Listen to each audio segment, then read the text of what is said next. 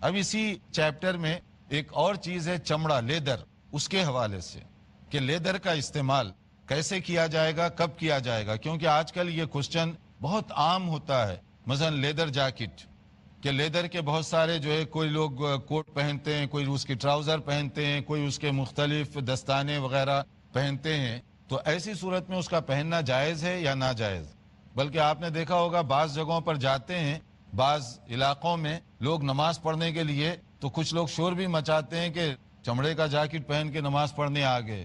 اب وہ آدمی پریشان ہوتا ہے کہ واقعی پہننا چاہیے یا نہیں پہننا چاہیے. حدیث پڑھ لیں گے تو دیکھیں گے آپ کو کہ نبی صلی اللہ علیہ وسلم کی باتوں میں اتنی آسانی ہے، اتنی بیوٹی ہے، پھر آپ کو کسی سے ڈرنے کی بھی ضرورت نہیں پڑتی، کیونکہ نبی نے جو فرما دیا وہ حرف آخر ہے.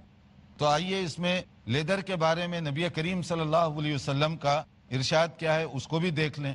آپ نے فرمایا، ایک اصول ہے، ایما احاب دبغ فقد طہر، جو بھی لیدر کو آپ اس کو ٹینری سے گزاریں گے، ٹینری میں جو پروسیس ہوتا ہے دباغت دینا جس کو کہتے ہیں، اگر آپ چمڑے کو دباغت کے ذریعے سے صاف کر دیتے ہیں، دباغت دے کر، تو پھر وہ پاک و صاف ہو جائے گا، جس کو آج کل کی اصطلاح میں آپ کہہ لیں ٹینری، اور اس کا جو پروسیس ہے. اس کے بغیر تو جیکٹ وغیرہ تو بنتی نہیں ہے، کہ جب آپ کھال اتارتے ہیں تو اس کے بعد آپ ٹینری میں بھیجتے ہیں، اس کا اپنا ایک پروسیس ہے، اس کے بعد وہ پورا لیدر تیار ہو کر باہر آتا ہے، پھر اسی سے آپ وہ جیکٹ سیتے ہیں یا شوز یا جو بھی چیز اس سے بنانا چاہیں. شریعت کہتی ہے کہ جب یہ پروسیس سے گزر گیا تو وہ پاک ہو گیا آپ کے لیے.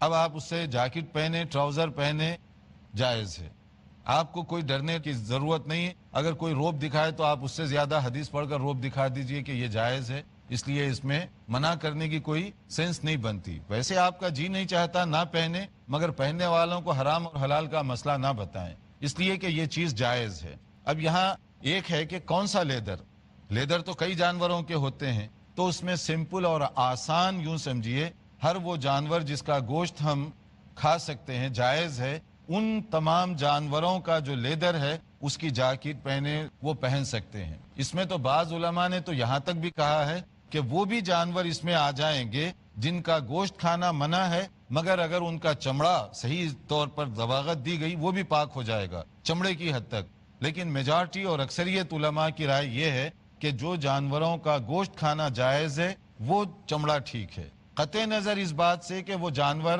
اسلامی طریقے سے ذبح کیا گیا یا نہیں کیا گیا. بکری کا چمڑا ہے تو اس کی جیکٹ بن رہی ہے، مگر وہ بکری ذبح ہوئی یا نہیں ہوئی ہمیں اس کو معلوم کرنے کی ضرورت نہیں ہے.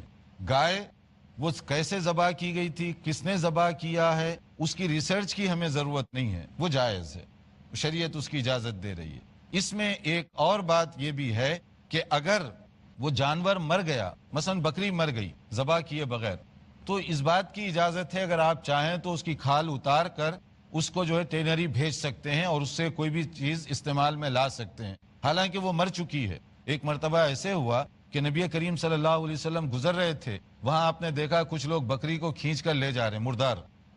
تو آپ نے فرمایا کہ اس کا اگر تم چمڑا اتار لیتے تو فائدہ ہوتا. تو انہوں نے کہا یہ تو مر چکی ہے. تو آپ نے فرمایا لیکن اس کے چمڑے کو اگر دباغت دے دو تو وہ پاک ہو جائے گی.